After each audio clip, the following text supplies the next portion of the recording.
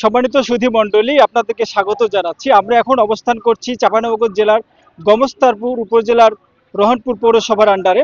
এখানে আপনারা দেখতে পাচ্ছেন বৃষ্টিকে উপেক্ষা করে পৌর বিএনপি এবং উপজেলা বিএনপি মিলে তারা তারেক রহমানের 31 দফা বাস্তবায়নের লক্ষ্যে তারা বিভিন্ন ধরনের স্লোগান দিচ্ছে।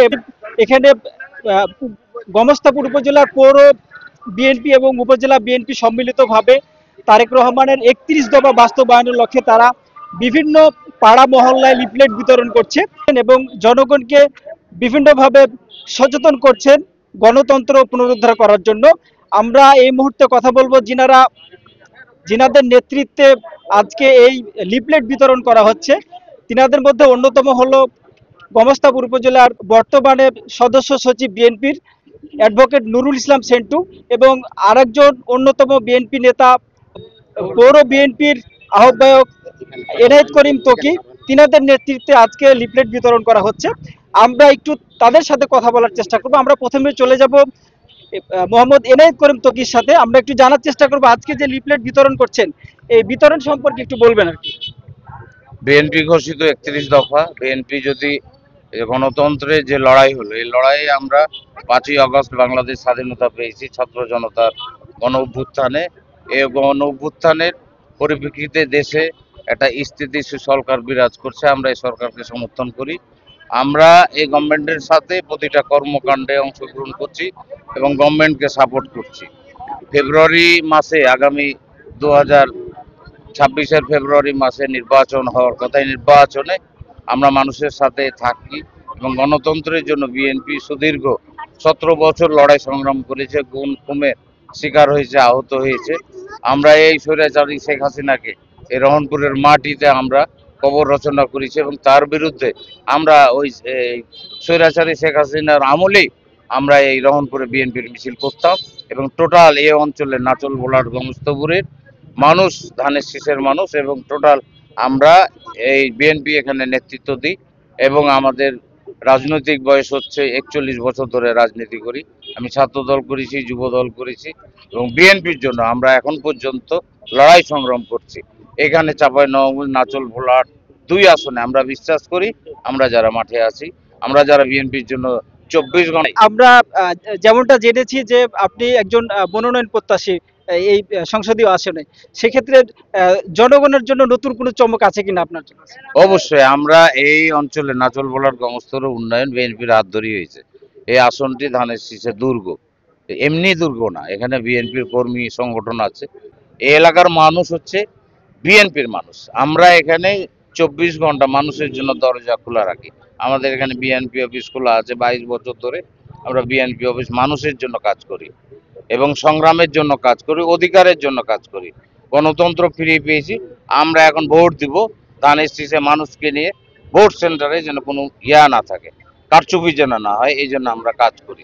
নতুন হচ্ছে আমরা ভোলারটাকে পৌরসভা করব এবং চাঁপাইনবাবগঞ্জে এখানে রেল বন্দর চাই আমরা এবং ঢাকা, রংপুর টু ঢাকা ট্রেন চাই, 2টা ট্রেন চাই আমরা। এই অঞ্চলের 5টা থানার মানুষ রংপুরকে রাজধানী মনে করে। ট্রেন হচ্ছে রেল বন্দর, এখানে অনেক দিনের ব্রিটিশ আমল থেকে এখানে স্টেশন আছে। ইন্ডিয়ার সাথে আমাদের এখানে মাল আছে, পাথর আছে, গম আছে। আমরা রেল বন্দর চাই এবং অবকাঠামো উন্নয়ন চাই। এখানে এমপি যদি আমরা হতে পারি, আমরা চাইবো তারেক রহমানের কাছে, বিএনপির কাছে আশাবাদী। আমরা দুর্দিনে একটা বাড়িতে যেমন খুঁটি ধরে রাখে ঝড় ঝাপটায়, ঠিক তেমনই শেখ হাসিনার আমলে এখানে আমরা বিএনপি ধরে রেখেছিলাম এবং শেখ হাসিনার বিরুদ্ধে আমরা এখানে সংগ্রাম করেছি।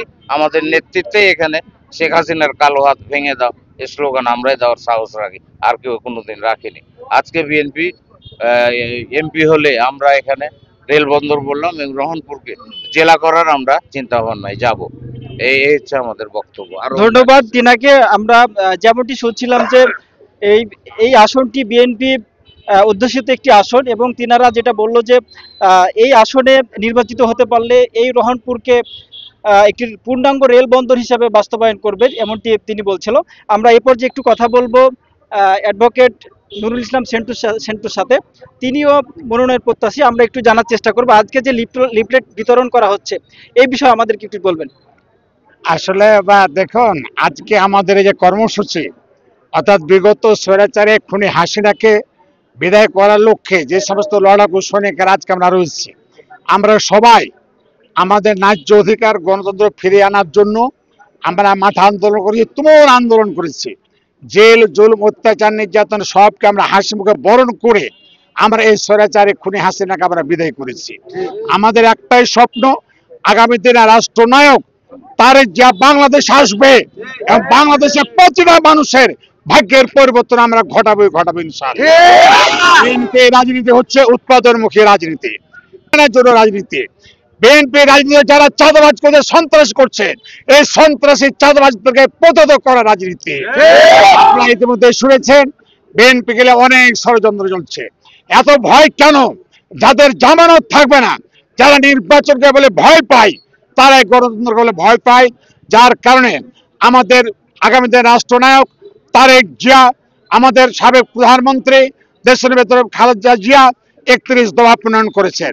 এই 31 দফার মধ্যে আমাদের সমস্ত কিছু রয়েছে, উন্নয়ন থেকে শুরু করে সাধারণ বেকারত্ব যারা দুঃখে দুঃখে জীবনযাপন করছে, যারা চাকরি পাচ্ছে না তাদের চাকরি ব্যবস্থা থেকে শুরু করে কলকারখানা থেকে শুরু করে 31 দফার মধ্যে সবকিছু রয়েছে। ইনশাআল্লাহ আমরা আগামীতে সুষ্ঠু নির্বাচন হলে অবশ্যই বিএনপি ক্ষমতা আসবে এবং আমরা সাধারণ মানুষের ভাগ্যের পরিবর্তন ঘটাবো, যার লক্ষ্যে আমরা গ্রামে গঞ্জে শহরে বন্দরে এই 31 দফা আমরা হাতে নিয়ে সাধারণ মানুষের দোকানদার থেকে শুরু করে সবার দ্বারে দ্বারে আমরা ঘুরছি।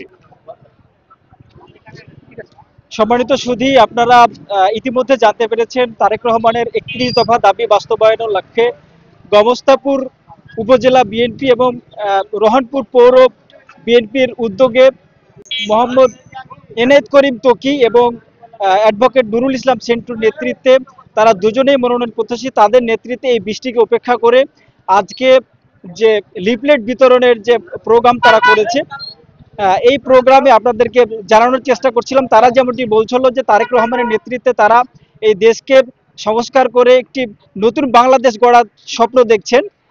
এই ছিল আমার কাছে। এনটিভি অনলাইন, শাহিন আলম, গমস্তাপুর, ভোলাঘাট।